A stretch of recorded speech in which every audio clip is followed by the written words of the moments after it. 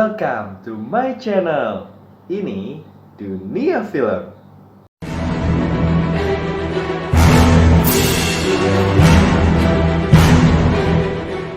Kami diberi tugas oleh dosen untuk mereview sebuah film.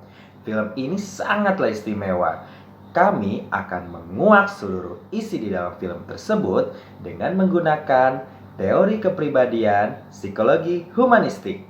Mau tahu seperti apa reviewnya? Kita lihat yang satu ini.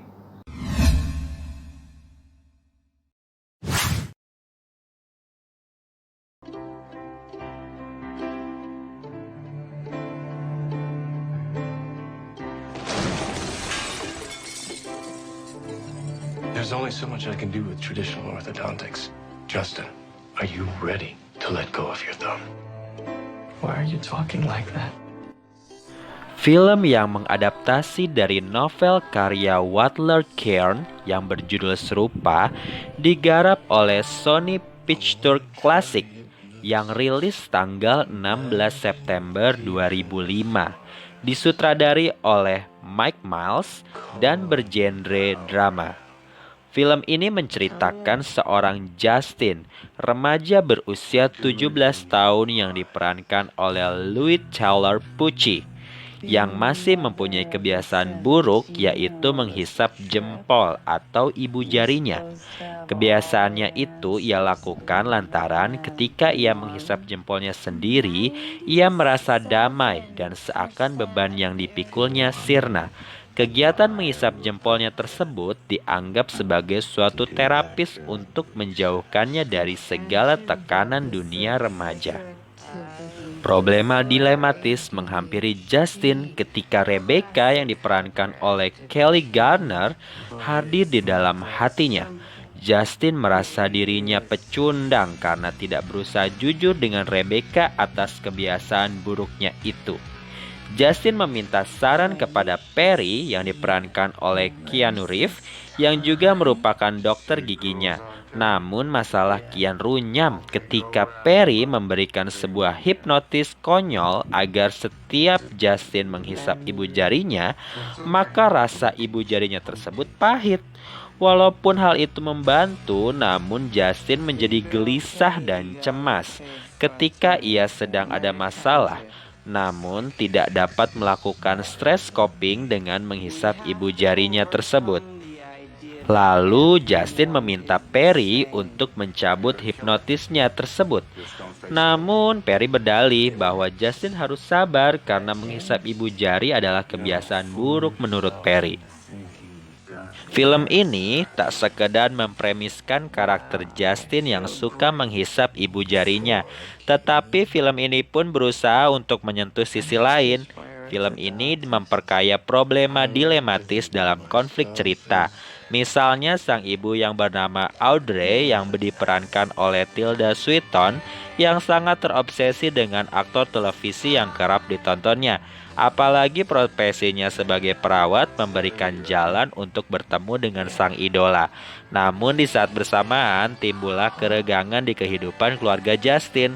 Sementara Mike, ayah Justin yang diperankan oleh Vincent D'Onofrio yang sulit diraba permasalahan psikologisnya. Namun ia diposisikan sebagai suami yang tabah dalam menghadapi Audrey, istrinya tersebut. Ketika Justin didiagnosa ADHD oleh dokter, ia diberikan sebuah obat yang ternyata meningkatkan kepercayaan dirinya dan berhasil dari ketergantungan menghisap ibu jarinya. Justin menjadi sosok yang pintar, ia kerap mendapatkan beberapa penghargaan, namun hal itu menjadikannya mempunyai kepercayaan diri yang berlebih, sehingga ia memutuskan untuk berhenti mengkonsumsi obat tersebut. Thumbsucker adalah sebuah film yang memberikan banyak pemahaman akan pentingnya keberadaan keluarga dan pentingnya membangkitkan kepercayaan diri sendiri. Oleh karena itu, kami menganalisis film ini dengan menggunakan teori kepribadian psikologi humanistik. Lalu, apa sih psikologi humanistik itu? Mau tahu? Yuk kita lihat penjelasannya.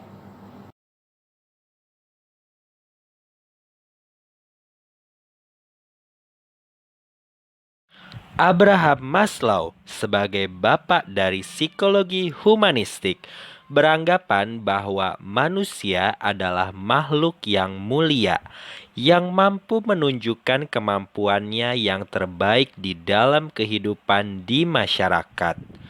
Bukan hanya sekedar individu yang dipengaruhi dorongan-dorongan tidak sadar ataupun produk dari stimulus-stimulus yang ada di lingkungan sekitar.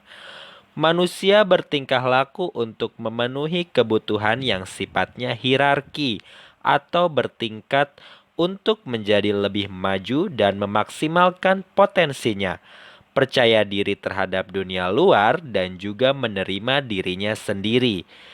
Dinamakan psikologi humanistik karena teori ini fokusnya pada individu secara khusus terhadap tingkah laku manusia. Hierarki atau tingkatan kebutuhan. Yang pertama yaitu kebutuhan fisiologis yang mencari kebutuhan makanan, minuman, tidur, pakaian, dan lain-lain.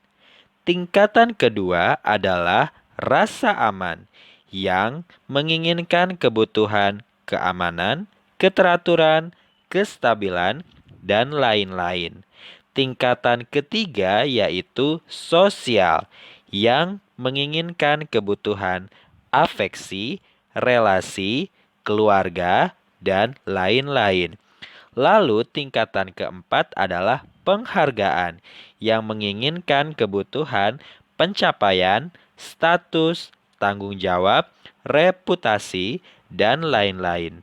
Tingkatan terakhir adalah tingkatan kelima, yaitu aktualisasi diri yang menginginkan kebutuhan pengembangan diri, pemenuhan ideologi, dan lain-lain.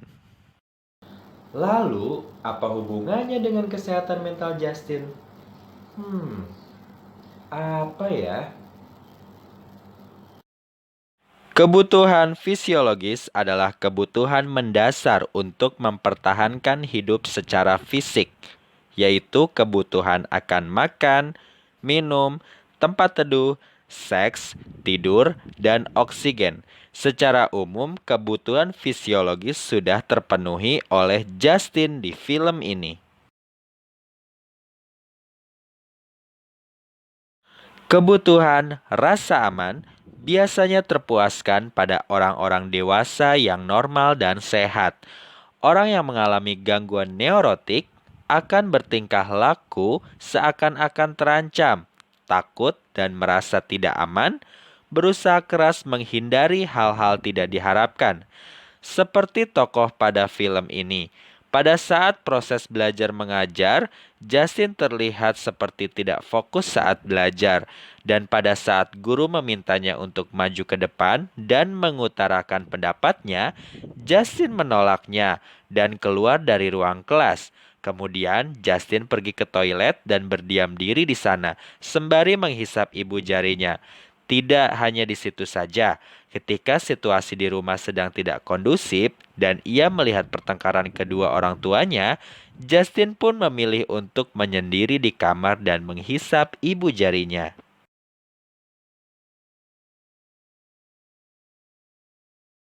Kebutuhan sosial, kebutuhan rasa memiliki, dimiliki, dan cinta. Meskipun kedua orang tua masih utuh, Justin merasa belum sepenuhnya mendapat kasih sayang kedua orang tuanya.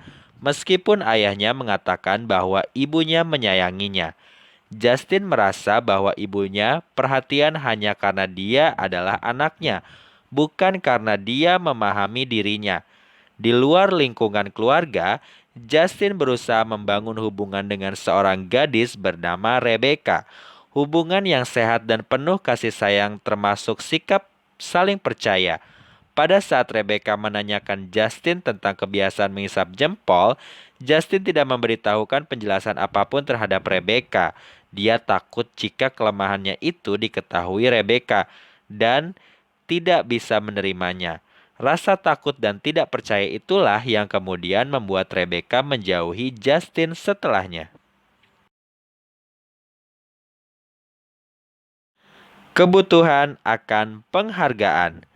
Tidak didapat Justin dari kedua orang tuanya yang menganggap dirinya tidak mampu mewujudkan keinginan yang terlalu berlebihan. Mengingat kelainan yang dimilikinya bahwa dengan usianya yang tidak lagi anak-anak, masih saja menghisap ibu jari.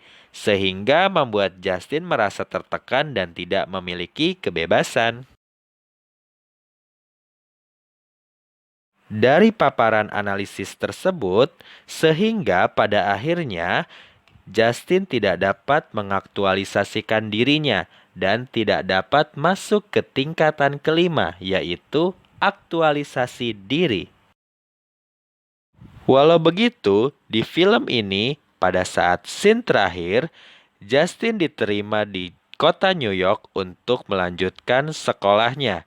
Dengan begitu, Justin mempunyai dunia baru untuk dia gapai. Demikian review dari film Thumbsucker. Kalau kamu menyukai video ini, jangan lupa di like, komen, share, dan subscribe ya. Terima kasih. Sayonara.